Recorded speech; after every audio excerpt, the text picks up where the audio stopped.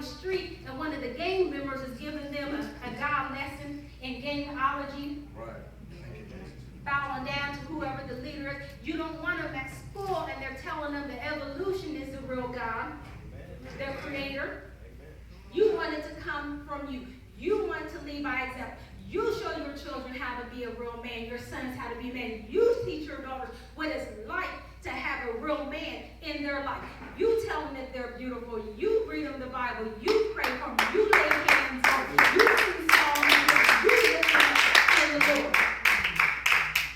Because if not, you wonder why these girls end up out on the streets. You wonder why these boys disrespect these girls so much. You wonder why the church is not full, but yet the bowling alley, the skating rink, the clubs, and every place else is full. You wonder why they tired on Sunday after going to work all week, Monday through Friday, but yet they can go to the club all weekend, or they can party all weekend, or they can have house parties all weekend, or they can go to the movies, or they can do anything entertaining and sociable, but then when it comes time to getting up and putting this in time for the Lord 3 times a week, minimum, then it becomes a problem.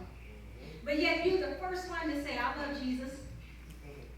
And you're the first one to say how good that Jesus is to you. It's never, ever been a problem how good that Jesus has been to you. The question comes in, how good are you to Jesus? Amen.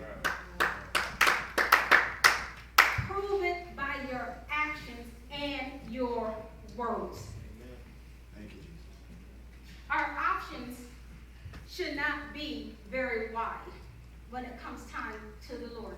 If it was meant for us to have a wide array of options, then the road would be wide instead of narrow. And he wants us on the narrow road. And we keep our eyes on him, he shall supply all of our needs. And when the devil comes in and the devil starts throwing these darts and the devil starts throwing temptation our way and the devil starts messing with your money and acting all funny, people start acting all funny around you, and the one you thought was your honey end up leaving you, trading you in for another. And she might not even look like a Playboy bunny. But yet, she ended up taking your honey from you and spending his money. That was your money. Getting your time. Your time. And the consequences is, you know, that the consequences is so in depth that now you start to feel depressed.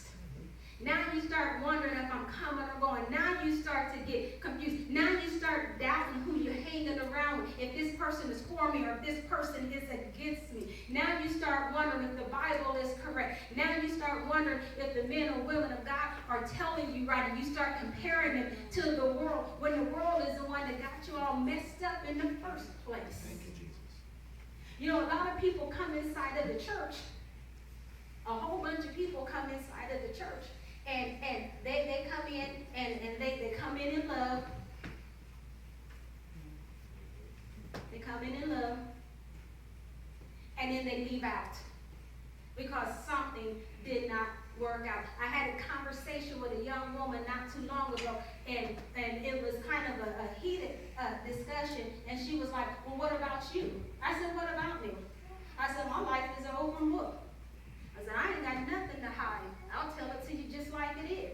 You ask, I'll put it out there. And she was like, well, when you got with your husband, he wasn't saved, and he was doing this, and he was doing that, and yet he ended up getting saved, and he ended up doing this, and praising the Lord, and serving the Lord, and I was like, that's right. I said, but the difference between me and who you are talking about and the things that you're going through is that I did not need the church to get with a man.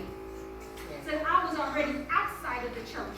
My husband wasn't in church, and we was fornicating and committing adultery inside of the church and acting like that we was of the Lord. Neither one of us was inside the church, and we went together to the pastor, and we asked the pastor, what must we do to get saved? And we came inside the church at the same time, and we started doing what the Lord wanted us to do to establish our relationship. My husband was not outside the church when he was my boyfriend, and I stepped outside the church to be with a man.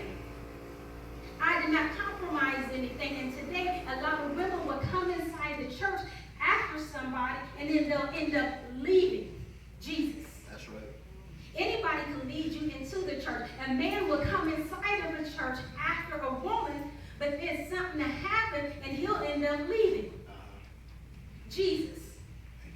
Make sure that whatever you do, that your choice is Jesus, because the consequences of it is hell. But before you go to hell, the devil's going to take you through a lot of things that the Lord was trying to prevent from happening in the first place. The Lord only wanted to reconcile you to him. He wanted you to have peace and love and joy. What else? Goodness, gentleness, meekness. What else? He wanted to bless you financially. He wanted to bless you mentally. He wanted to bless you spiritually. He wanted to bless you emotionally. He wanted to bless you physically.